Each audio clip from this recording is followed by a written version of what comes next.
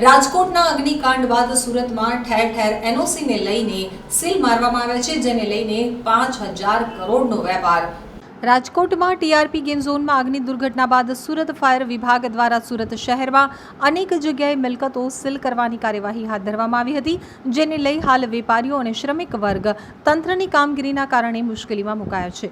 કાર્યવાહીના પગલે સુરતના રિંગ રોડ વિસ્તારમાં આવેલી 4,000 કરતાં વધુ ટેક્સટાઇલ માર્કેટની દુકાનો બંધ રહેતા પ્રતિ દિવસ 4 થી 5,000 કરોડનો વેપાર હાલ તો ઠપ થઈ ગયો છે। વેપારીઓ દ્વારા સમય નવી ગાઈડલાઈન જાહેર કરવા માટે માંગ કરવામાં આવી છે। રાજકોટ અગ્નિકાંડની ઘટના બાદ મોડે જાગેલા સુરત મહાનગરપાલિકાના તંત્ર દ્વારા કાર્યવાહીનો દોર શરૂ કરવામાં આવ્યો છે, તો તંત્ર તરફથી ફાયર સેફટી, એનઓસી અને બીયુસીના અભાવે અલગ સંસ્થાઓ સામે સીલની કાર્યવાહી કરવામાં આવી રહી છે। છેલ્લા એક અઠવાડિયા દરમિયાન સુરત મહાનગરપાલિકા દ્વારા અંદાજિત 1,000 કરતાં પણ વધુ મિલકતોને જરૂરી ડોક્યુમેન્ટ્સના અભાવે સીલ કરવામાં આવી છે। સુરક્ષાની બાબતોને લઈને તંત્રએ કડકાઈ શરૂ કરી છે।